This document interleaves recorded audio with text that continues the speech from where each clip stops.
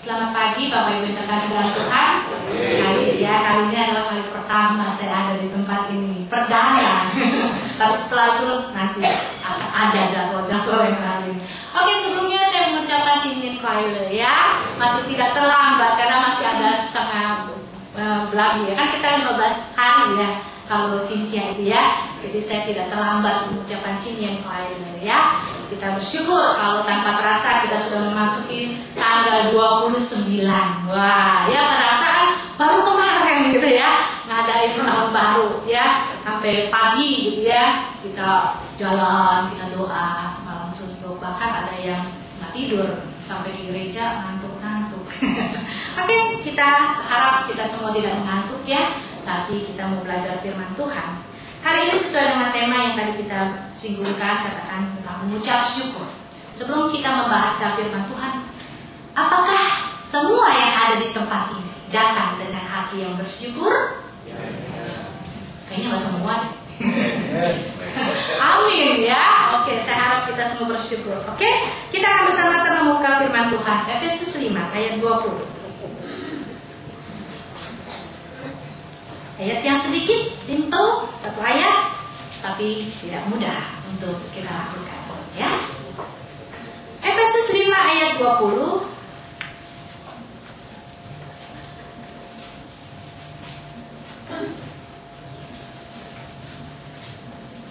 Kita akan membaca bersama-sama. Efesus 5 ayat 20. Sama-sama. 1, 2, 3. Ucaplah syukur senantiasa atas segala sesuatu dalam nama Tuhan kita Yesus Kristus kepada Allah dan Bapa kita. Kemudian kita lanjutkan Kolose 3 ayat 16 dan 17. Kolose 3 ayat 16 dan 17. Sudah? Kita akan baca bersama-sama. 2, 3. Hendaklah perkataan Kristus diam dengan segala kekayaannya di antara kamu, sehingga kamu dengan segala hikmat mengajar dan menegur seorang yang lain, dan sambil menyanyikan mazmur dan puji-pujian dan nyanyian rohani, kamu mengucap syukur kepada Allah di dalam hatimu. Dan segala sesuatu yang kamu lakukan dengan perkataan atau perbuatan, lakukanlah semuanya itu dalam nama Tuhan Yesus, sambil mengucap syukur oleh Dia kepada Allah Bapa kita. Yang terakhir kita akan perhatikan di dalam 1 Tesalonika 5 ayat 18. 1 Tesalonika 5 ayat 18.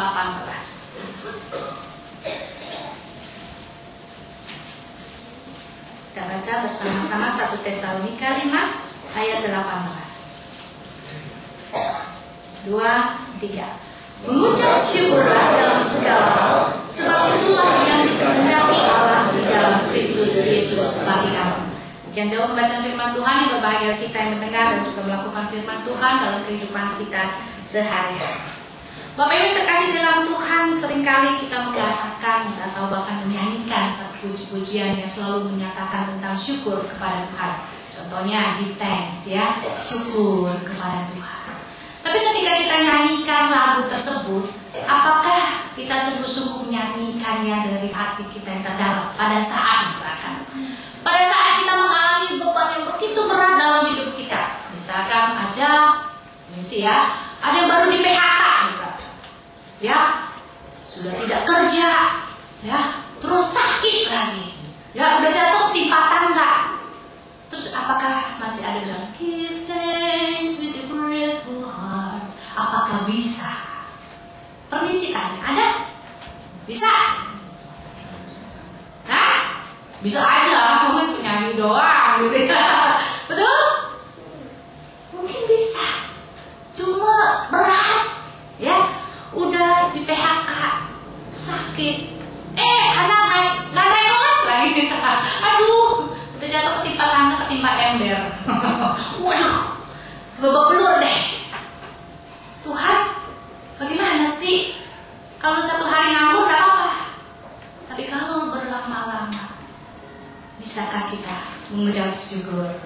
Ya, itu kadang-kadang kita gak gampang. Tapi firman Tuhan hari ini kita akan bersama-sama belajar. Sebelumnya saya akan katakan hanya dulu. Sebenarnya kalau pengucapan syukur itu dimulai dari sejak kapan sih? sejak manusia ada atau sejak Indonesia merdeka? Ayo, sejak kapan? Sejak awal, ya. Waktu Adam dan Hawa pun sudah ada, cuman kita nggak ngeh gitu ya.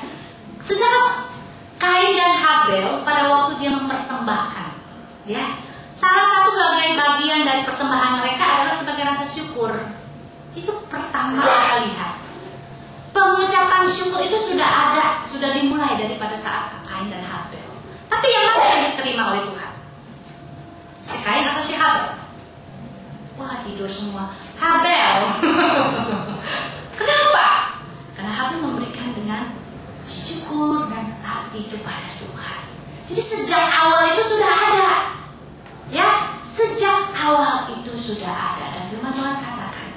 Lalu bagaimana? Itu kan di Alkitab. Tapi bagaimana di luar Alkitab, di luar kekristenan? Ada nggak mengucapkan syukur? Ada, banyak. Ya, salah satunya apa?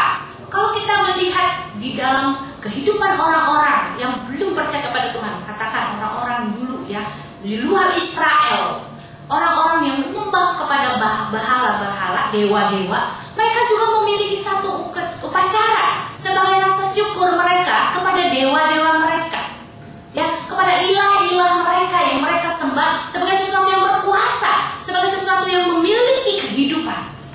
Mereka tidak sedikit dari mereka yang percaya bahwa dewa gunung atau dewa api, dewa air, dewa pohon dan sebagainya memiliki kekuatan dan kuasa. Jadi orang-orang seperti itu pun punya hati yang ingin apa? Berterima kasih kepada Tuhan menurut pemikiran mereka. Tetapi benar nggak?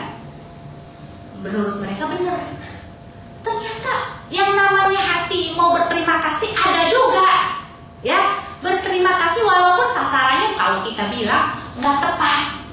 Tapi zaman dulu pun di bangsa-bangsa lain yang belum percaya, ya, di sekitar orang-orang Israel pun, mereka punya satu prinsip bahwa di balik kehidupan ini ada sesuatu yang berkuasa.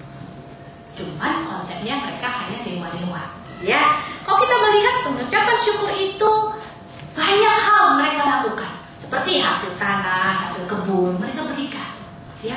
Entah itu kepada dewa laut, dia sembah, ya, penunggu, ya, dewa gunung, ya. Bahkan mereka juga kalau kita melihat budaya Tiongkok ada ya sembahyang Tuhan Allah, ya. Pernah nggak? Seperti itu, wah, ya. Dengan harapan mereka bersyukur, berterima kasih, ya. Ada seperti itu. Orang Jepang menyembah kepada siapa? Dewa matahari. Ya, mereka bersyukur untuk kesehatan, mereka bersyukur untuk segala sesuatu. Dengan kata lain, setiap orang, ya, dimanapun, mereka ada rasa sepertinya, oh Tuhan terima kasih aku bersyukur untuk panen hari ini, untuk panen tahun ini. Sekarang kalau kita berpikir, ya, ada nggak sih umumnya orang yang kita lihat di mana saja bersyukur, berterima kasih. Oh Tuhan, terima kasih untuk sakitnya, ya. Terima kasih untuk kegagalan. Ini saya kasih persembahan buah-buah walaupun udah kagak ada duit deh. Ada nggak yang seperti itu? Gak ada, ya. Jarang kan? Gak ada. Semuanya kita lihat.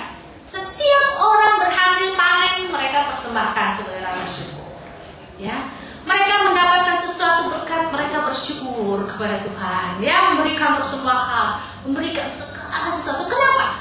Konteksnya sukacita, keberhasilan, kemakmuran. Maksudnya ini merah kan kebahagiaan, ya. Intinya apa? Wih, kamu bahagia, bersyukur Tuhan. Terus ada gambar kemakmuran gitu, ada tulisan, ya.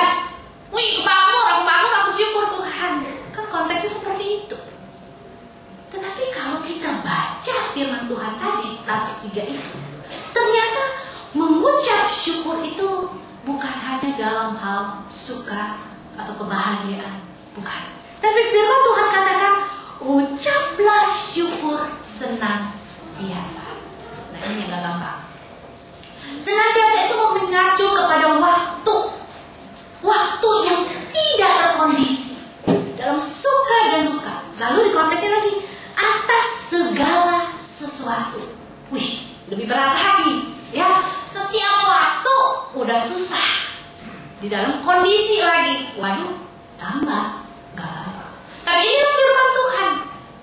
Firman Tuhan mengatakan, ucaplah syukur senantiasa atas segala sesuatu dalam nama Tuhan kita Yesus Kristus. Bukan dengan siapa-siapa, bukan dalam nama orang lain, tetapi dalam nama Tuhan kita Yesus Kristus.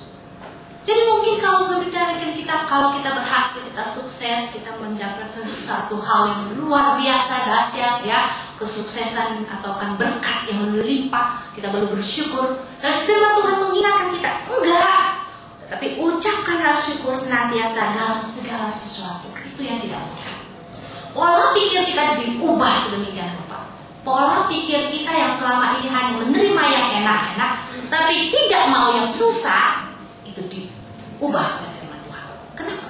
Enggak. Ternyata di balik suka ataupun duka, Tuhan punya rencana. Itu yang terpenting. Kenapa? Kalau kita beriman kepada Yesus Kristus sebagai Tuhan kita, maka kita percaya bahwa di dalam seluruh aspek hidup kita, apapun yang terjadi, Tuhan berdaulat, Tuhan berkuasa. Baik itu di dalam suka maupun di dalam duka. Jadi dengan kata lain, dalam kondisi apapun, dalam situasi yang bagaimanapun, kita tahu Tuhan punya kuasa, Tuhan punya rencana. Maka di balik seluruhnya itu, maka kita punya hati yang harus selalu bersyukur. Dan itu gak mudah. Tapi itu yang Tuhan inginkan. Kenapa? Karena di dalam 1 Tesalonika 5 ayat 18 dikatakan, mengucap syukurlah dalam segala hal, sebab itulah yang dikehendaki